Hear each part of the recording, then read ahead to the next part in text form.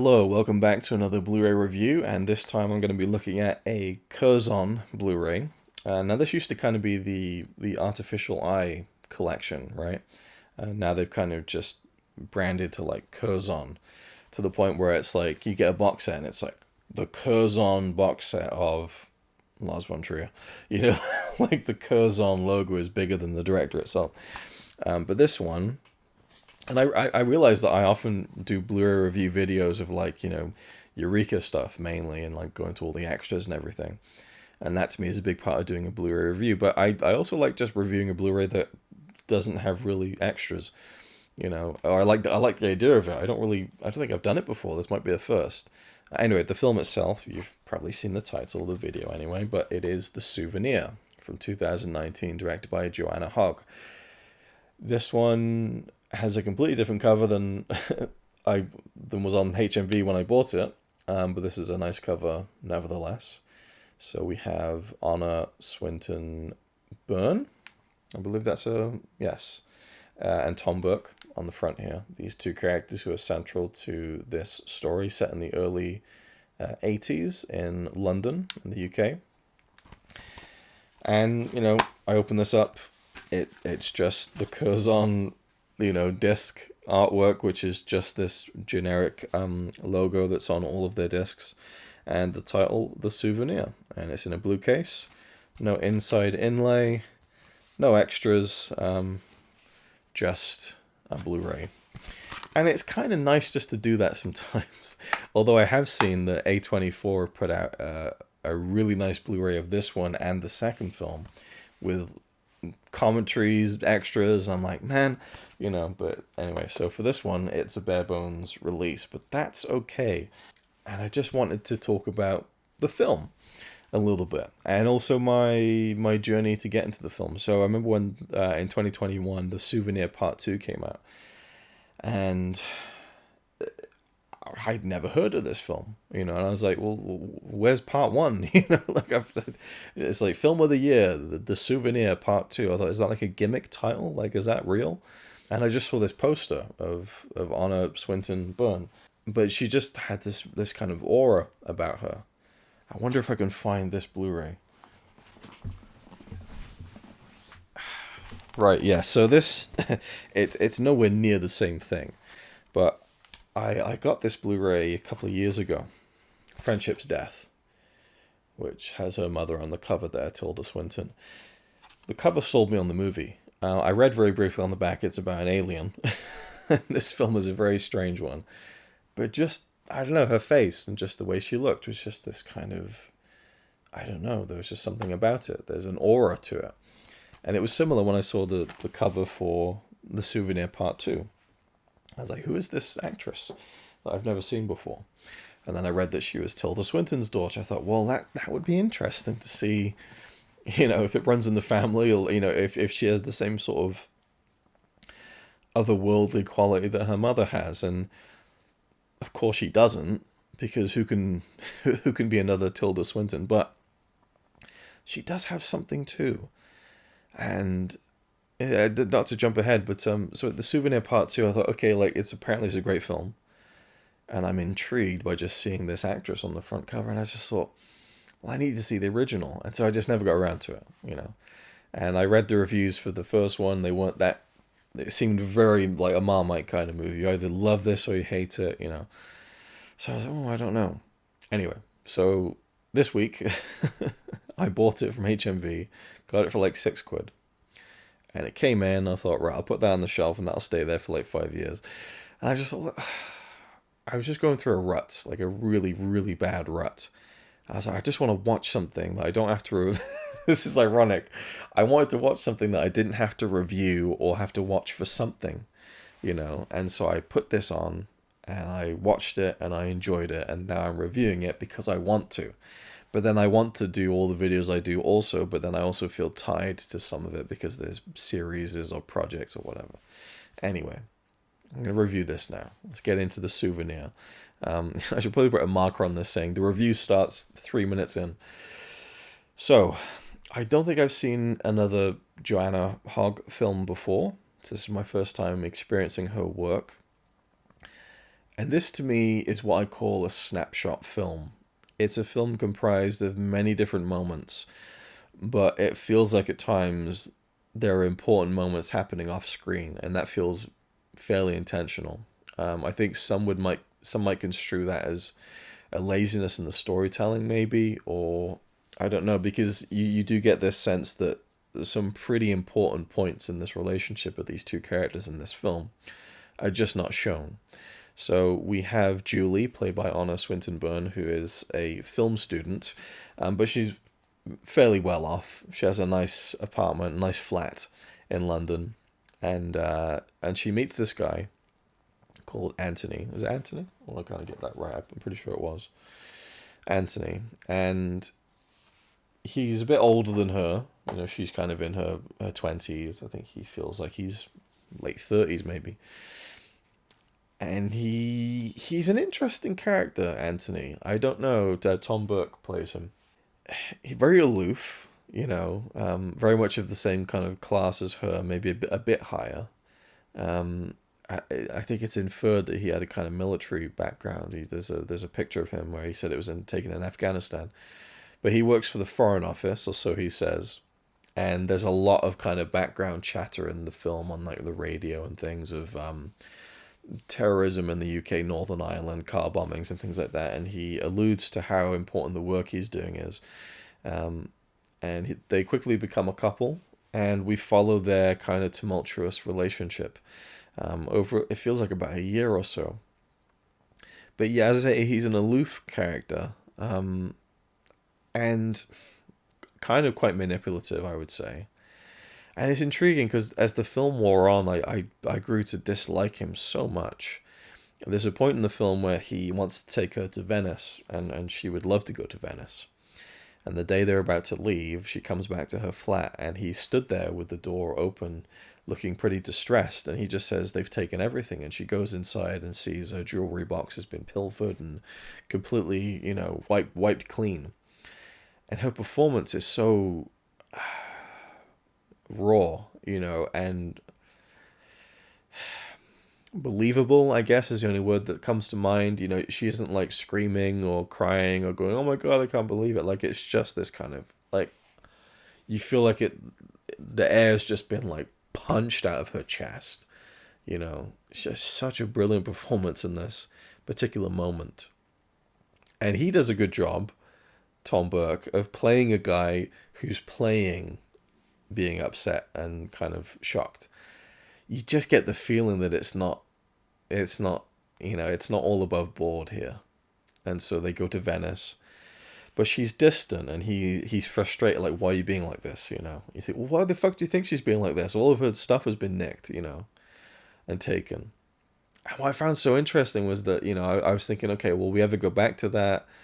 Will it ever come up again? And was I just reading into that too much? You know, maybe, possibly, I don't know. But then, you know, the next scene, you know, at some point in the film, they're sat down having a conversation about the fact that he did it, you know, and just through the way that they're talking, you infer that she's confronted him and he's admitted it. But, you know, this horrible, horrific thing to do, to kind of steal the belongings of your partner, to sell them, then pretend that your place has been broken into, and then to presumably use that money to take her on a fancy holiday. It's like an unforgivable thing. I don't know how you could ever trust anyone after that. And so the film is really, I think, portraying this kind of blindness of love and adoration that you can have for someone. And I think maybe the fact that he's older as well is part of the dynamics of that there, and the hierarchy of power in the relationship, and how he says, well, you know, if I hadn't have done that, you know, it was an emergency, and, you know, I wouldn't be here today. That's all I can say. He's very quick to kind of shift any kind of responsibility on things he can't talk about, I think, which is very, like, that was the point where I realized, like, this guy is a piece of shit, you know. But then it slowly reveals itself in the film that he's an addict as well. He's a heroin addict, and that, for me, took a while to click, until I suddenly kind of, I mean, it's explicitly told to Julie by a character played by Richard Ayoade, who's just like such a brilliant little cameo. Is just like the kind of pretentious film snob twat, you know. I forget the phrase he uses a phrase. It's like total cinema or something like that, something ridiculous. It's the ultimate form because it's maximum cinema. It's movement, music, energy, color, and he like very specifically brings up heroin, but you know, there's like these track marks on his arm that she asks about in bed, and she's like, "What is this?" And he's like, "Oh, I don't even know." And I didn't really twig. It's mainly it's maybe it's so obvious, but it wasn't until later on where you see more of them, and I thought, oh, it's the, the whole conversation made more sense now, especially as she said, you know, you should just leave it alone and not do anything, and it should hopefully go away, you know. So there's so much tolerance that she has for the shit that he's bringing into her home and into her life, and you just, I don't know, I almost felt protective of her in a way. It was tough at times, but I will say the film by the end of it, for me, had me questioning whether he was really as bad of a guy as I thought he was, or was he just really someone who was just so drowned in this addiction that it made him do these horrible things. Not in the sense that it absolves him of any kind of responsibility, but that it was in at least some part, you know, to play. Because at times I felt like he was just using her completely, you know. Okay, lend me a couple of quid. You know, fine. Well, you give me a tenner, you know, which at the time in the 80s is not really like a tenner as it is now. And you know, she keeps asking her mum for more money, and you know, is this really for school equipment or is it for to fund, you know, Anthony's addiction? So, but the film gives you all these snapshots, like I say. It doesn't show you the moment where they become a couple or they decide, you know, that it just kind of naturally flows in that way, and it feels like memories. It feels like the most important parts of your memory, but also the parts that aren't very important. There's these little sequences where nothing really happens, and it may only be about 20 or 30 seconds long. The film is shot gorgeously. This is the way I am. After about 5 minutes, I had to go on IMDb and see was this shot on film. When it was like 16 mm, I was like, yes. Like I knew it was shot on film. I just thought, have they put a grain filter over it? I don't think so. It feels like real film to me, and it did have that kind of faded quality of 16 mm that it can sometimes have. And so it's just one of those things that just made me enjoy it more, just getting the confirmation that it was shot on film. How fucking weird is that? That's really fucking weird, isn't it? I don't know. But it's just beautiful cinematography. Of very mundane things. It could just be her sitting at a table. And I read this on after the fact. I couldn't believe it. So her flat, which is like a central location in the film, I mean, we go to Venice, don't get me wrong, but like a lot of the film takes place, and you get to know the geography of where the bedroom is by the front door, and you go upstairs and the living area and the kitchen and the mirrored wall, you know. There's a great moment where she has a little party, not dinner party, but like just a dinner with her parents and Anthony. And you just see behind her father the mirrored wall, and one pane of it is just cracked, splintered, and it is just like this palpable symbol in the room with them as they're all acting like everything's all right, that something is very much not right in this place, but with Julie and Anthony specifically. I thought that was just a really neat element of that scene, was the kind of just the lingering image of that shattered piece of glass in the background. Where was I going with this? Yeah, so the geography of the flat. To me, it felt like it was done in a real flat. Although at times I was thinking, how would they get the camera there? This is another thing I think about sometimes. So I'd read that this was built on a stage to replicate as closely as possible the flat that Joanna Hogg had when she was in film school, I'm assuming. And that to get the background outside with the buildings and stuff, it was blow-ups of actual, like, film photography that she had taken in the 80s. I mean, the lighting, the way that they set that up, the staging of it, the art direction, it felt so real to me, you know. And I'm now wondering if the exterior was the actual place or not. That'd be intriguing. So there's an exterior shot of the flat, but I just thought, man, what a beautiful piece of construction and trickery on camera. Like, it felt real to me. It felt like a real place. And so to learn that it was photographs and lighting and a set was kind of like mind blowing to me, I thought. And that's another thing. A film like this, just everything feels so raw and, gritty and lifelike. And so you don't question that this was a real flat or a set or not, because it seems to go hand in hand with the rest of it. And so I just thought that was really well achieved. There's some certain elements there of the film school experience that occasionally lined up with mine, but not so much either. That the kind of film school that she goes to, I guess by the necessity of it being a film school in the 80s, and that you don't have the advent of digital cameras as I did in the mid-2000s when I went to film school. It feels like a much different experience, and it feels more like an apprenticeship to a real film studio rather than a course at a college.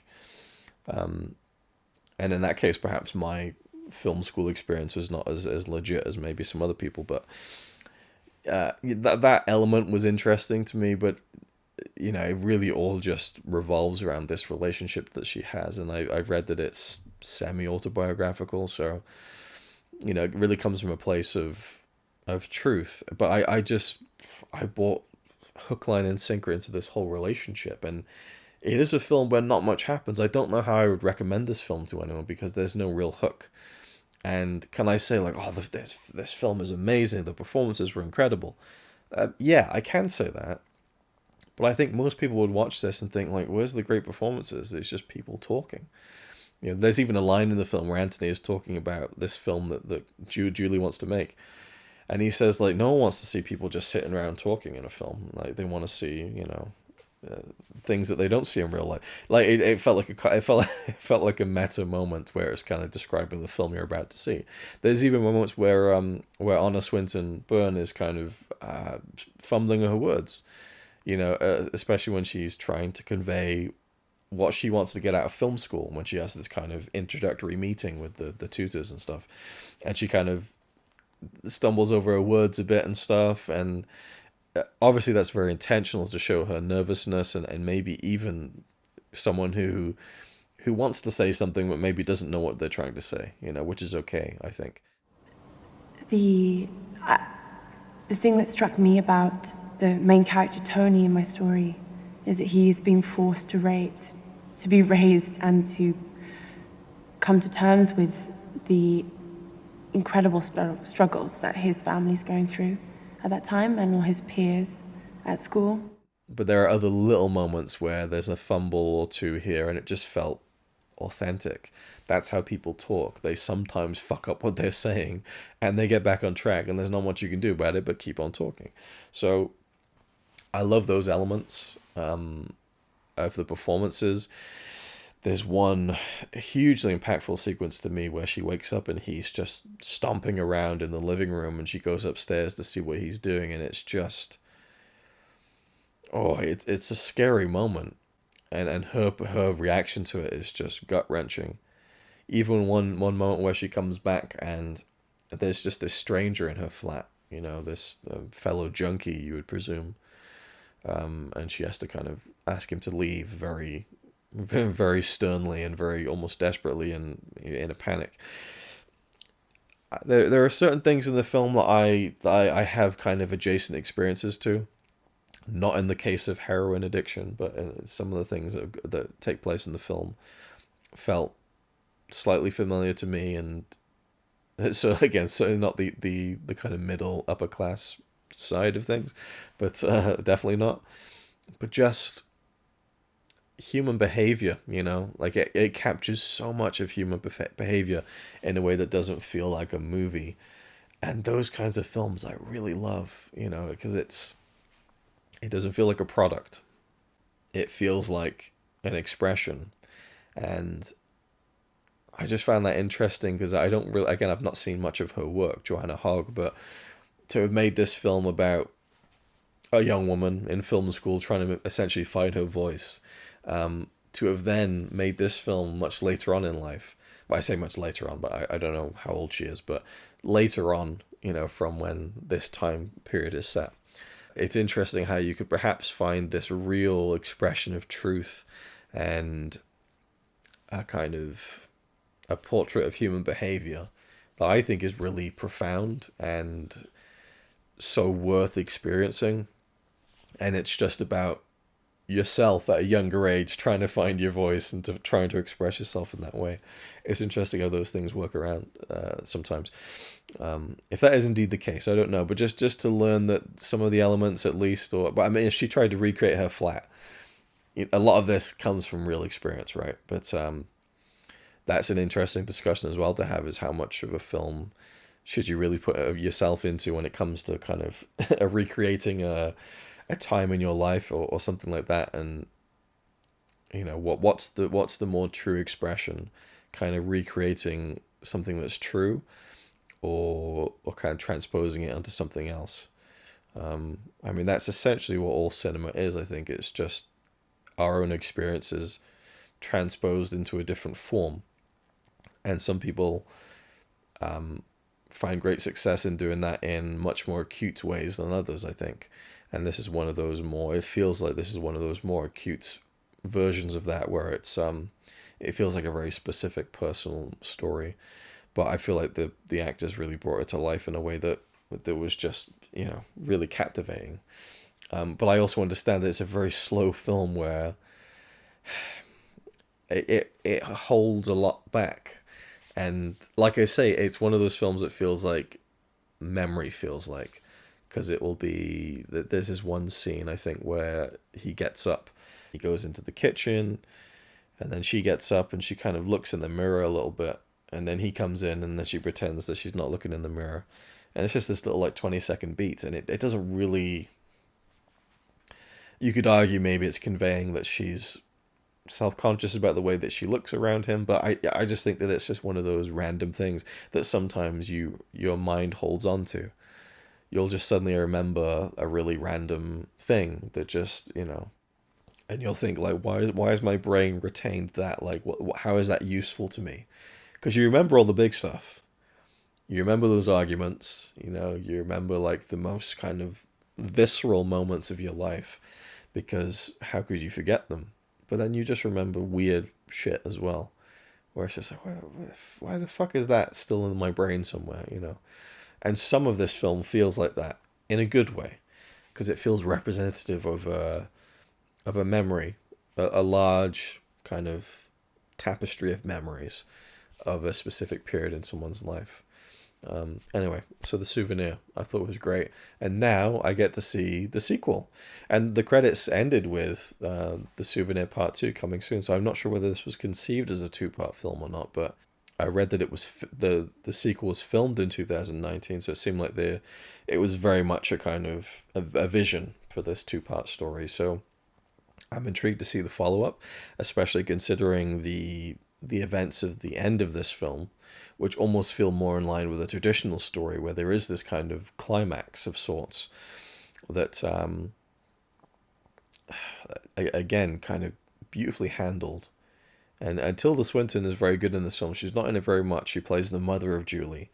And there's just this line delivery where she comes down the stairs and just says, "the worst." And, oh man, yeah, those two words delivered in that way, with that look, and those eyes. The power of that woman's ability to convey emotion. It's fairly unparalleled, I would say, and that line delivery of those two words, "the worst," is in many ways the most impressive part of the entire film, maybe. But anyway, The Souvenir, I loved it, and I can't wait to see the second one. The only extra on the Blu-ray is a trailer, which, it's a trailer. And sometimes trailers grab you. Sometimes that you can be artful with a trailer. This one, it's your typical kind of modern trailer for an art house film, I would say. It kind of collects a collage of kind of striking images from the film, but otherwise, just fairly routine. There's this kind of, I haven't really made much sense of it myself. Maybe I will want to see it again, maybe. But there's a couple of, I believe, letters that she's reading from Anthony, And when she reads them, you just see a shot of the countryside and trees and the sky, and the kind of, you know, the ground level and the trees is like right at the very bottom of the screen. And I just heard David Lynch's voice in my head. Where's the horizon? Obviously playing John Ford in The Fabelmans, but yeah, that just tickled me just to remember that. But it is true. Like, it's to play around with the horizon line, you get some really interesting imagery, and I like that framing of the trees right at the bottom and this expanse of sky, as we're hearing these kind of intimate expressions from a guy who is fairly reticent, I think, to verbalize a lot of his feelings. He's a very interesting character. I'd be intrigued to watch the film again. I don't know. I can't quite crack him, and maybe that's the point. But I just found it interesting how I initially was wary of him, grew to really detest the guy, and then by the end I just thought, is he really all that bad? I don't know. I don't know. But I like that I don't know. I like that the film doesn't seem to be telling you one thing or the other in that regard. I don't know. It feels like quite an objective lens focusing on this story. Anyway, I'll leave it there. If you've seen it, let me know what your thoughts about the film. I'd love to hear what people think about it, and what you think about the sequel as well. Perhaps by the time I post this video, I will have already seen it, but I'll definitely be tracking that down and giving it a watch, and maybe reviewing it, maybe not, I don't know. As for now, thank you for watching, hope you enjoyed, and I'll see you in the next one.